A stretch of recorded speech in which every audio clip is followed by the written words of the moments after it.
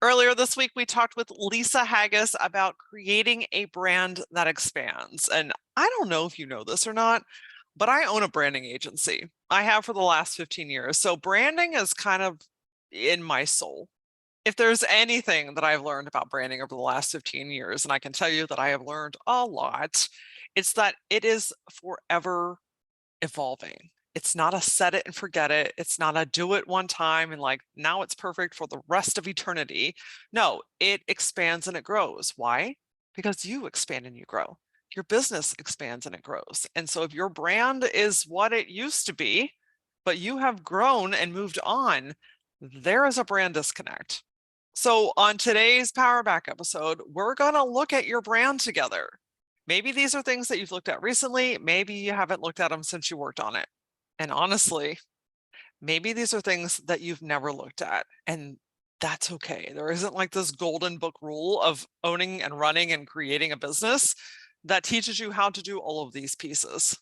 Since we're talking about branding today, I feel like it kind of makes sense to tell you to go to worksand.co, WORXAND.co. That is my branding agency. You can see the work that me and my team have created over the last 15 years. We work with growing small business owners. So if you are looking to take all of the thoughts and feelings on the inside of you and help it visually match what the world sees, then we might be a good fit. I find one of the biggest struggles that small business owners have when it comes to branding is things are disjointed.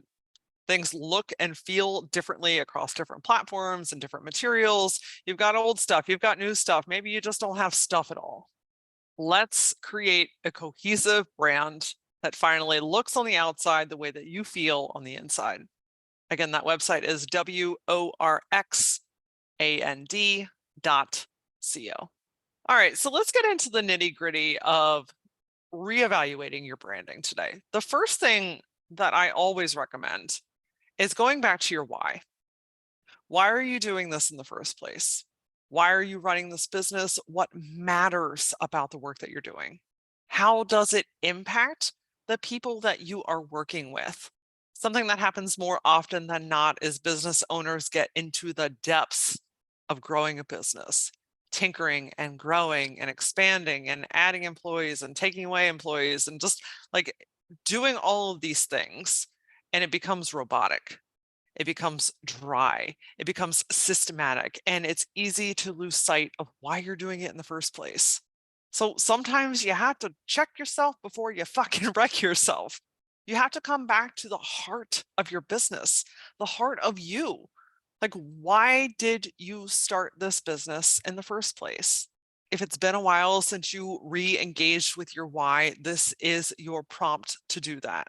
It also doesn't have to be this big, elaborate fucking process. Look, we complicate the shit out of things. You don't have to go to the peaks of the mountains to like reconnect with the almighty source. No, this is about reconnecting with yourself wherever you are. So whether journaling is your thing or taking a walk is your thing or creating vision boards, it doesn't matter. The goal here is think back to why you started this business in the first place. What did you want from it? What tipped the cup and said, you know what, this is important enough for me to dedicate my time, money, and effort into solving this problem, into creating this product, into offering this service to people. Why? Allow yourself to remember why. The cool thing about this is your why is yours. So don't go down that rabbit hole. You know, the one where you have to like make up some like grand story, or if it's not this perfect thing like everyone else had. We're not doing that. Okay. We're not doing this shit. I simply want you to plug back into yourself. The reason I have you do this first is because this brings you back into center. This brings you back into alignment. Because if we just go through these other exercises, you're going to be like herding cats and like, oh, like whatever situation that you're in right now. No, I want you to be centered first. So now that you have your why back in your heart, back in your mind, now we can start to look at different pieces of your brand. So this next portion is a really good time to have a notepad out if you don't have one out already, because what I'm going to do is give you a couple of different parts of your brand to evaluate. You don't have to have this all figured out by the time we are finished with this episode. Certainly pause as you need to. But these will get your wheels turning to help you say, yes, my brand is in alignment. I feel good about this stuff. Or, you know what? Maybe it's time to make some shifts. All right. First and foremost, your services. Your services are part of your brand. Yes. Yes, indeed they are. I'm so glad that you asked. Your services are how you service your clients, which is a portion of your brand. I think a big misconception about branding is that branding is a logo. That is so far from the truth. And we could have a whole episode on that. But your brand is all encompassing. It's who you are, it's what you do, it's how it makes a difference, it's how you service people, it's who you service, it's your messaging, it's your tone, it's all these different pieces. It's like this whole ecosystem. Your brand is your ecosystem. And so your services fall within that system. So this is a good opportunity to evaluate the different services that you are offering. Are you doing one-off services? Do you have group services? Do you have a la carte stuff? Jot down all of the different types of services and packages that you offer. Once they're written down, I want you to look at them and say, yes, I love this. This works. I'm going to keep doing it. No, I don't really love this. Maybe it's not really working, and maybe it's time to consider letting it go, or I'm kind of indifferent, but it needs to go one way or the other. Again, do you have to make that decision right here, right now? No, but this is enough fuel to get you moving to start making decisions, to have awareness around what is still working and what is not. The next piece to move on to is your audience. These are the people that are listening to you, and probably most importantly, the people that are buying from you. Is your audience in alignment? Are you selling to the type of people that you want to be working with? And sometimes that's yes. My audience is engaged, they buy from me easily, the messaging is there, like everything is working really well. And other times you're like, I've evolved and my client base hasn't evolved yet. Or you can say, my target audience is so off the mark, I don't even know where to begin. Any or all of these situations are normal, especially as you're growing and evolving your business. You're going to have portions of this.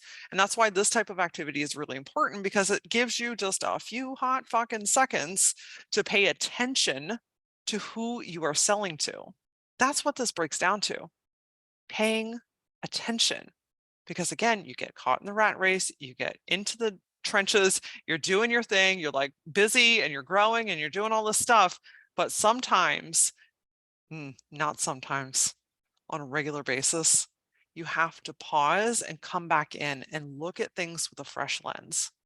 So I ask you today, are you working with your ideal clients? If yes, wonderful. Checkmate. Continue. Pass go. Collect $200 or 2,000 or 20,000, whatever it is that you charge. But if you're not working with your ideal clients, this is your chance to make those refinements. Get clear about who you do want to work with, because that's the flip side of the coin. Okay, these are not the people that I want to work with. Why? Who do you want to work with? What makes them different? What are their different challenges? What are their different desires? Start to get to know the people that you truly want to work with. Next on the list, and this one tends to be people's more fun one, is your visuals. This is your visual brand. Yes, your logo, your colors, your fonts, your aesthetics, the filter that you use on Instagram, the way that you shoot your videos. Like this is like the visual representation of your brand. Now, I do want to say sometimes people get caught in this one. So be careful, because you can design and design and design and design and design. You can overdo things way more than necessary. So the goal here is to have your brand visually represent who you are in this season and for the one that you are working towards. If you are 5 years in business and your branding is still from year one, but that still coordinates, okay, just because it's 5 years old doesn't mean that it's outdated. And also, a little bit of a secret, you see your brand way more than anybody else does. So if you're just getting itchy or tired of it because you see it all the time, check back come back into yourself. Things don't need to be redesigned for the sake of being redesigned. I tell some of my branding clients, I'm like, you don't need to rebrand. Could I ask for a shit ton of money and like do a whole rebrand just because I want to? Yeah, but that's not servicing people the best way. But sometimes a rebrand is necessary.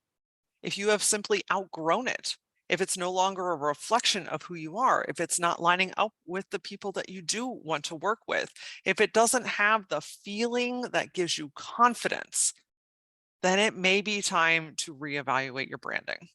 Your visual brand goes into every piece of everything that you do. Your website, your logo, the way that things look on your social media, the way that your flyers look, the way that your downloads look, like every visual thing that you create is an extension of your branding. And so if you don't feel confident in your visual brand, people tend to hold it back. I don't want to put it out there because I'm embarrassed.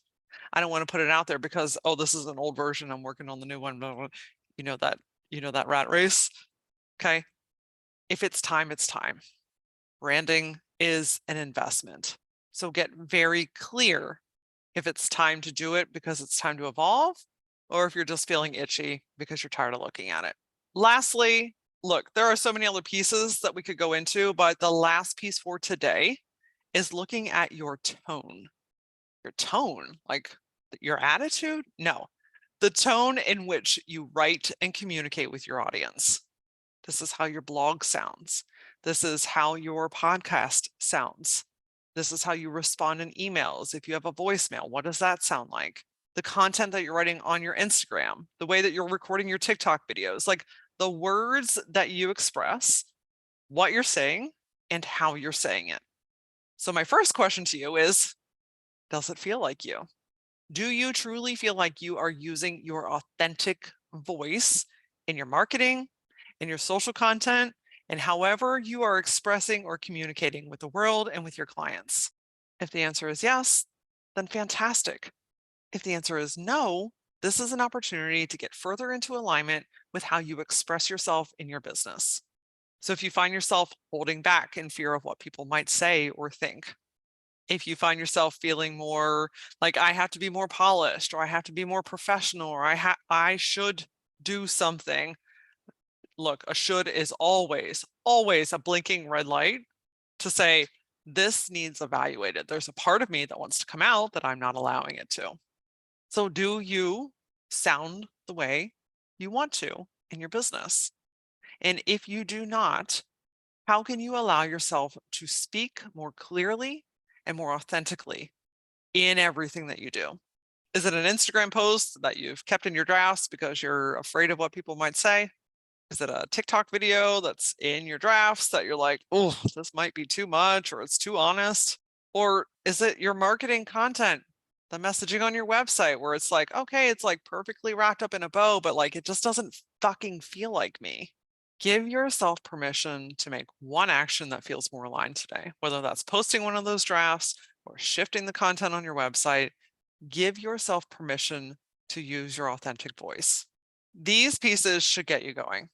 This should be enough to get the wheels turning to help you start to look at your business from a fresh perspective to say, is my brand in alignment? Is this truly who I am? Is this a great representation of my goals, of my mission, of the people that I work with? Or have I fallen into the trap of shoulds? And if you have, what a beautiful opportunity to get back to who you are. And if you've gotten to the end of this episode and you're like, all right, got it, see it, I have no fucking clue what I'm doing, I need a little bit of help, I invite you to go to LauraAura.com and book a discovery call. Alignment sessions are really great for things like this, where you need like very concrete, direct answers. So the little bit of homework that you've done, we can bring it to the table. 90 minutes together, you would be fucking mind blown in how many answers and how much clarity you can get in just a short period of time. If you find that it's difficult to stay in the present moment, like you do 1,000 things a day and you sit on the couch and you're like, I'm exhausted, but I have no idea what I got accomplished today, then next week's episode number 139 is for you. It's about playing in the present moment, like actually absorbing where you are and what you're doing and feeling so much more accomplished at the end of the day. Come say hi to me on TikTok and Instagram. I am at that LauraAura. And as always, until I see you next time, stay gutsy.